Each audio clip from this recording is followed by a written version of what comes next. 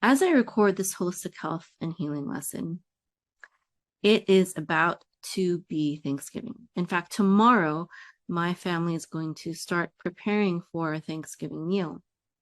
And the reason why I'm going to talk about appendicitis right now is because right after a Thanksgiving meal is the time when there is the highest incidence of surgical procedures done to remove the appendix. Is there a correlation? Absolutely. It's because on Thanksgiving, people usually stuff themselves to such a crazy amount that they become extremely constipated, but it's usually not because of that one instance that causes appendicitis. Thanksgiving meal is usually what breaks the camel's back. It's the last straw, and it's usually the last straw in a chain of habitually or constantly, frequently eating in such a way that your colon becomes polluted and impacted and constipated, and therefore requires such a procedure. Appendicitis is basically an inflammation of the appendix, and your appendix is a finger-shaped pouch that projects from your colon on the lower right side of your abdomen. And appendicitis causes pain in your lower right abdomen. However, in most people, pain begins around the navel and then moves. And as inflammation worsens, appendicitis pain typically increases and eventually becomes very severe. Anyone really can develop appendicitis, but it most often occurs in people between the ages of 10 and 30. And the standard medical treatment for appendicitis is basically just to remove your appendix. And that's because a lot of people still believe that your appendix is not necessary. I don't believe that. I don't believe any single organ in our body is superfluous. And none of our organs have no useful function.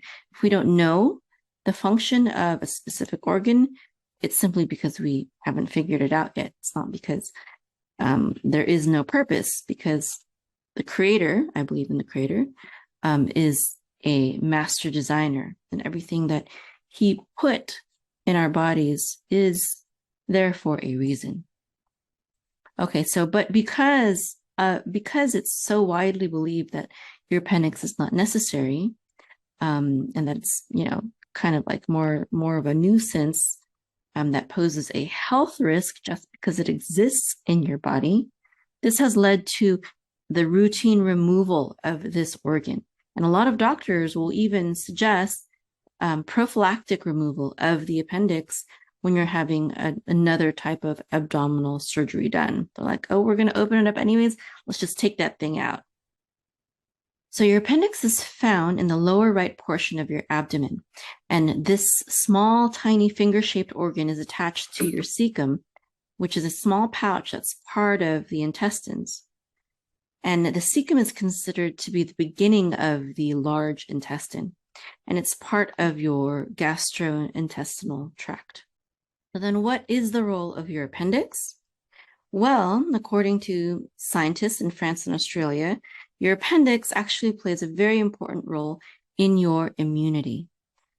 Published in Nature Immunology, their study showed that the appendix, with the help of white blood cells known as innate lymphoid cells, work as a reservoir for beneficial bacteria or probiotics, your body's natural probiotics, which are essential for good gut health and also from healing from infections.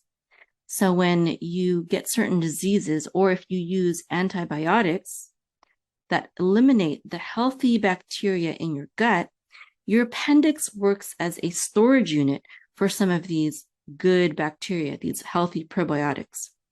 And the researchers say that these findings should make people rethink whether the appendix is irrelevant to your health or not. So what happens is when you do get some kind of disease that wipes out the good bacteria in your colon, such as diarrhea, or again, if you use antibiotics, what happens is that your appendix takes the good probiotics, the good bacteria from its reservoir and replenishes your gut with the beneficial bacteria you need for immune health. Okay, now, so because I believe in God and that He gave us our appendix for a reason, I believe that, we should definitely avoid surgery if necessary. And there is research that suggests that surgery may not even be necessary in most cases of appendicitis either. According to a Finnish study, and I'm going to give you all of the resources and sources for this lesson. You can get it at aruka.com /appendicitis. I have the link right there. Okay, but according to a Finnish study, nearly 2/3 of patients with appendicitis can be successfully treated with antibiotics alone. This is according to a Finnish study. And in the US, an estimated 300,000 appendectomies are performed each year, which means 199,800 people undergo surgery unnecessarily. Now, of course, antibiotics do have their side effects in damaging the microbiome, basically damaging gut health, which is an important part of your immune system. But it appears to be the lesser of two evils in this setting, because appendicitis can be extremely dangerous. So there are pros and cons to antibiotic treatment. The antibiotic treatment group in one study had fewer complications than the surgical intervention group. So even though antibiotics are not good for your gut health and your immune system, it's still better than getting your appendix removed. And there are ways to replenish your gut with good bacteria. Keeping your appendix is one of those important ways, of course. Now, 1 in 4 surgical patients suffered some sort of post-operative complication, ranging from abdominal pain to surgical wound infections. And those who received antibiotics took an average of 11 fewer days off from work in this one study, while surgical patients took an average of 22 days off from work. So it's a lot harder to recover, of course, from surgery than simply antibiotics. And of course, cost is also a factor. Surgery is a lot more expensive than a round of antibiotics. So definitely, if there's appendicitis, there's not enough time to treat it naturally, because appendicitis is very serious, then hopefully, you can find a doctor that is willing to prescribe antibiotics instead of doing surgery. Now let's talk about some signs and symptoms of appendicitis. Now, of course, I definitely can't tell you what to do if you have appendicitis. But of course, there is debate as to whether surgery is more beneficial or antibiotics. I prefer antibiotics over surgery. That's my personal opinion. But anyways, appendicitis is inflammation in your appendix, and it's usually caused by pathogenic bacteria. And once these harmful bacteria multiply rapidly, it can lead to swelling and formation of pus in the organ. Now, symptoms of appendicitis include intense and progressively worsening pain in the lower right side quadrant of your torso, nausea, and vomiting. It can occur at any age, but again, as I stated earlier, between age 10 and 30 is when you're most susceptible.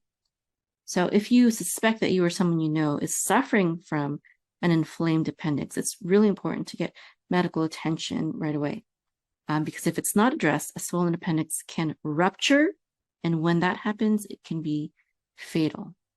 just remember that surgical intervention may not be necessary if you have a case of uncomplicated appendicitis. And of course, you'll have to have a good, holistic-minded doctor who knows about this or is willing to try, a round of antibiotics instead of surgery. And again, if this happens, make sure you replenish your gut bacteria with some good probiotic supplements and fermented foods, such as sauerkraut, raw yogurt that still has the live cultures in it, kefir, I said sauerkraut. There's other, fermented foods, but also you can take probiotic pills. Kombucha is also a good one. But probiotic pills, I like the brand Ancient Nutrition by Dr. Josh Axe. But okay, so now that's appendicitis. But now let's talk about constipation, because really, if you are prone to constipation, then you are more likely to get appendicitis. And remember, I said appendicitis is kind of like a last straw, right? It's not something that, you don't have a healthy colon, and because of one time of, overeating on Thanksgiving, all of a sudden you have appendicitis. It's usually something that builds up because of a lifestyle of habitually eating in such a way that you are constipated and your colon is filled with pathogenic bacteria because you're not evacuating your colon regularly enough. Okay, so it's extremely important that you are having regular bowel movements. And a regular bowel movement, if you are eating a completely natural and healthy diet and living a completely, holistic lifestyle, you would be having a bowel movement about every single time you eat, right after you eat. However, most of us don't live a perfect life and eat the perfect diet. You should at least be having a bowel movement every single day. If you're not having a bowel movement every day, then you are constipated, okay? Now, there are different reasons for being constipated. And even if you eat fairly healthy, you can still be constipated for certain reasons. There could be issues with your digestive system, with your hormones. Me personally, I have a condition called diastasis recti, which means that the top layer of my abdominal muscles have ripped because of pregnancy and have worsened and become even wider and wider. With each pregnancy, I have 9 children. I've given birth to 7. 2 are adopted. And I have a very small frame. When I got married, I think I weighed about 97 pounds. I was a very skinny person, very small person, small frame. So with my very first pregnancy, my muscles ripped to such a degree that they could not naturally heal back together again, even with, all the exercises. I know about all those exercises and different things you can do, but they're already healed. And so they cannot rejoin. They cannot be rejoined without surgery. And this condition, diastasis recti, causes 2 problems with people, and especially myself. Number 1, constipation, and number 2, back pain. And I deal with both of them. I manage both of those issues that I have with herbs. And so right now, let's talk about the constipation that is caused by my diastasis recti. And if I didn't naturally treat myself with herbs on a regular basis for my constipation, I would be a prime candidate for appendicitis. Of course, and there's also the issue of eating right. But even if I eat extremely healthy, because of my diastasis recti, I still have problems with constipation. So I need the herbs. I'm going to tell you exactly what herbs I take. Now, since I'm an herbalist, I do know how to make these herbs myself, or excuse me, make this herbal formula myself, but it's much more convenient to just buy it. So this is one of my teachers in herbalism, master herbalist Richard Schultz. So this is his picture right here. And, he taught that disease begins in the colon. This is something that many herbalists believe. I believe it's not just the gut, not just the colon, but your whole entire gut. Gut health is so important to holistic health and healing. So if you go to his website, www.herbdoc.com, and I'll have a link to this in the resources section, of course, and you go to eliminate, it's this one right here. This is the one I take, and my husband also takes this. Now this is his intestinal formula number 1. It's basically an herbal laxative formula. So this is an herbal supplement that promotes regular and complete bowel movements. It improves your elimination. It's good for weight management, better digestion, and just unblocking of your digestive tract, your colon specifically. And the herbs, this is what's most important, is the herbs that's inside of them. Wild harvested Cape aloe leaf, organic senna leaf and pod, wild harvested cascara sagrada, aged bark, wild harvested Oregon grapefruit. Now, those are the main herbs for cleaning out your colon. These other herbs are also good and beneficial, but they're more supporting herbs. But these first ones that I mentioned are the main herbs. Now, I used to, when I was, first learning herbalism, and when I had more time, I used to make these pills myself. They come in pill form, and you can buy the herbs from pacificbotanicals.com or mountainroseherbs.com. It's another one of my favorite go-to herbal stores. You just search for them right here. Search for Cape aloe leaf, for example, Cape aloe leaf. No, they don't have it. They often don't have that. So, and if they don't have an ingredient, that's okay. But this, I'm just showing you the most inexpensive way to get this herbal formula. So it's okay if you don't have all of these herbs. You just have 1, 2, or 3 of them. That's perfectly fine. And that's what Richard Schultz taught me as well when I was learning from him. So the next herb is senna leaf and pod. So just do a search for senna. Senna, there we go, senna leaf right here. And what I get is I get the senna leaf powder. Okay, I get the powder. And I would just buy this right here. And then you can search for cascara sagrada now. And just copy and paste, this right here, the name, cascara sagrada. Oh, they don't have that either. That's okay. And then let's look for this other one, Oregon grapefruit. They have Oregon grapefruit. Oh, yeah, they do. So I'd get the powder for this. So if you only want to get 1 or 2 of these herbs, that's perfectly fine. They might, let's see if they have cascara sagrada here. Yes, they do have cascara sagrada here at this store, Mountain Rose Herbs. And let's see if they have this Cape aloe leaf. Just type in aloe leaf. And yes, they have aloe leaf here too. So you could look for all of them in one store. You could buy some in one store and the others in another store. Basically, so you buy all the herbs, and then the next step, after it comes to you, of course, is you go to you make capsules out of them. And I like this machine right here, the capsule machine, which you can purchase from. Oops. Oh, it's not working. From thecapsulemachine.com. Oh, well, okay. Apparently it is not there right now. So I think Amazon sells it. Yeah. Well, they sell the capsules. You can buy these capsules.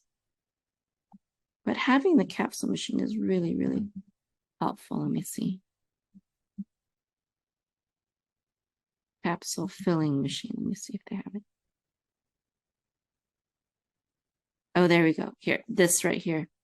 So basically you open up the capsules and then you put the capsules in this tray, and then you put the powder in after you've mixed all the herbs together. You put the powder in, and then you can put the tops of the capsule. Now the capsule machine is I think the best way. Let me see if I can find the capsule machine somewhere else. It's really convenient to use it. Yeah, so they sell it in other places.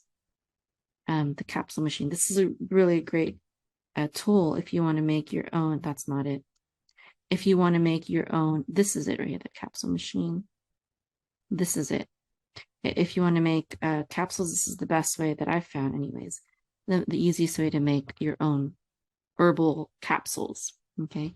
And so what I do with, or you can just buy this right here. It's more expensive this way, but these days I just buy it because I have more money than time right now. So I'll just buy it. And, whenever you're eating a lot of junk food, or whenever you are overeating, if you're about to eat a crazy meal, like a Thanksgiving meal or some kind of holiday meal, it's really good to just take this right after. Now there's a way to use this for colon cleansing, but I'm not really talking about that. I'm just talking about just using it as an herbal laxative so that you are making sure that you have complete and regular bowel movements every single day. So for example, for me, because of my diastasis recti, I take this about every other day. I don't take it every single day. I'd say about every other day, I will take one of these pills after my last meal. Okay. And depending on where you're at, especially if you're taking it for the first time, you may need more. And the way that Richard Schultz taught is that, you take it, after dinner, the first day, or the first night, actually, right? And then if you don't have a major bowel movement the next day, then you double the dose after dinner on the following day. And again, on the day after that, if you don't have a major bowel movement, then the next night, again, after dinner, you double it. So then you take 4 the next night. And you keep doubling it until you finally have a bowel movement. Now, for me, it only takes me one pill to have a major bowel movement. For some people, they are so impacted, their colon is so impacted and so constipated that it takes them a lot more. It's really important that you get to that stage where you're having regular bowel movements and complete bowel movements. Now, my husband, he doesn't have, diastasis recti or anything like that, but he likes to take it just once a week, just so that at least once a week he can have a very complete and thorough bowel movement. But basically, this is a really good way to, this is the prophylactic way. This is the way to avoid not only appendicitis, but, other problems that may have to do with constipation. And there are a lot of things that, a lot of other problems that constipation can cause. Remember, as holistic healers say, disease begins in the colon, or disease begins in the gut. I think it was Hippocrates, the father of medicine, who said that disease begins in the gut, and your colon is certainly part of your gut.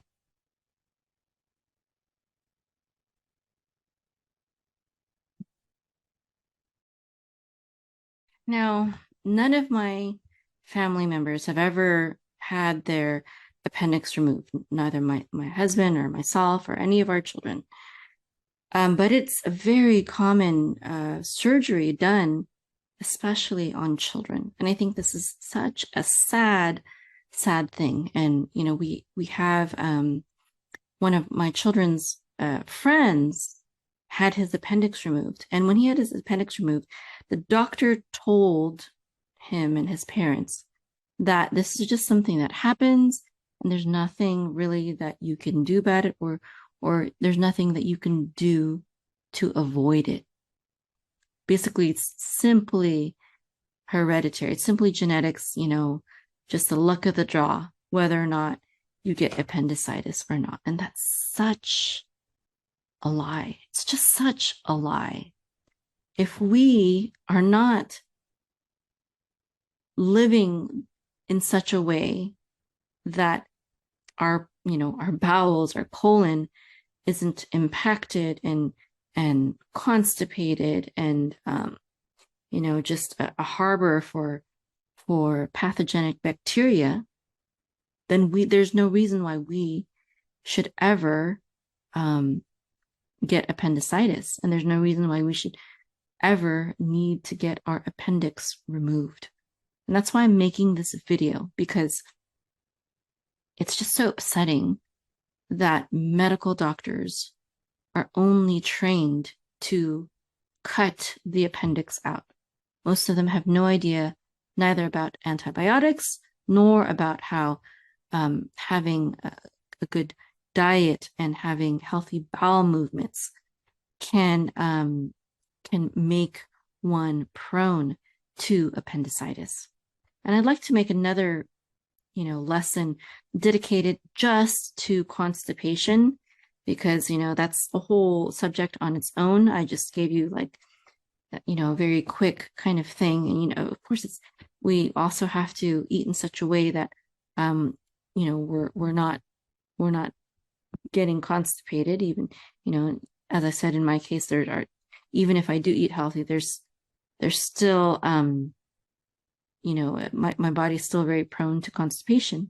And that's why I only talked about the herbs, the herbal formula. Now, there's also a tea that you can drink. It's called Smooth Move. And this is something that I give to my children if they are, if I see that they're kind of constipated, they're kind of straining on the toilet, taking too long in there. Or if they just tell me that, maybe their tummy hurts and I know that they've been eating a lot of junk food and they may be constipated, I'll give them Smooth Move tea to drink. Another thing that I'll give them is prunes. I have my children eat prunes on a regular basis. Of course, we're constantly eating lots of fruits and vegetables. My children just love fruits and vegetables. And I'm not an advocate of going 100% raw or vegan. There's a lot of people who have experienced health issues from going on a vegan diet too long, including myself. I had health issues trying to go vegan, and a lot of people, too many that I know, have gotten even autoimmune disorders from veganism. So that's another subject also that I won't go into too much right now. So I don't believe that, we all need to be raw vegan in order to avoid appendicitis. We should eat healthy, lots of,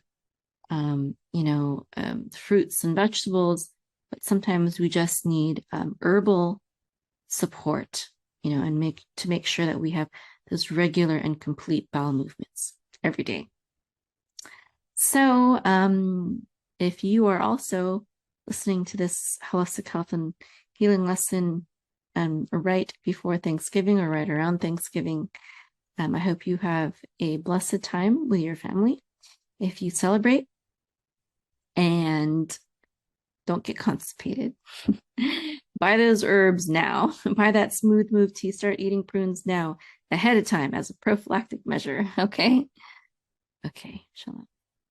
Oh, and don't forget to get the notes and resources for this lesson at arukah.com, arukah.com, arukah.com/appendicitis, which is spelled APPENDICITIS. Would you like to become the healer of your home and your community and create a profitable online health coaching business? Are you interested in becoming a health coach, a naturopath, an herbalist, or a nutritionist? Do you need help finding the right program for studying holistic health and healing? Or perhaps you already have certification, but you're still not confident enough in healing people and don't know how to build a business that will empower you to have an impact and allow you to leave your regular day job. Are you ready to get a deep and comprehensive picture of holistic health and healing and learn from top healers in our day so that you can stop being stuck in a job or a career you don't have a passion for? Heal yourself and others without the need for pharmaceutical drugs with harmful side effects, doctors, or even dentists. Become more knowledgeable about holistic health and healing than most medical doctors who have graduated from medical school without spending hundreds of thousands of dollars and years of time in expensive medical schools or programs. Build a health coaching business that will allow you to work from home and achieve time, location, and financial freedom. Aruka.com empowers people to become the healers of their home and their community by equipping them with naturopathic herbalism, health coaching, and online business and marketing skills. My name is Maim. I'm 42 years old and a homeschool mom of 7 beautiful children. These 2 in the photo are my October babies.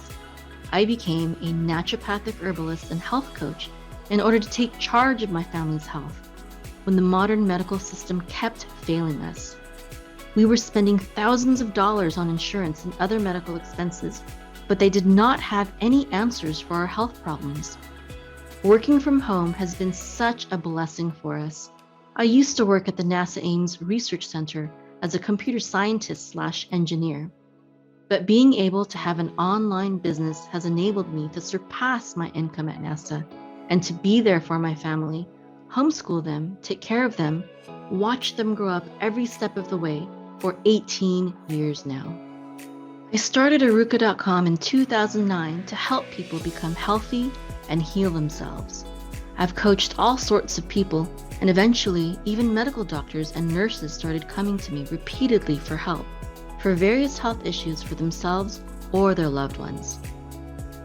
I help people heal themselves of serious diseases such as cancer, heart disease, and high blood pressure, diabetes, as well as other common issues such as hormone imbalances, abnormal bleeding, migraines, eczema, kidney stones, gallstones, cataracts, and even urinary tract infection.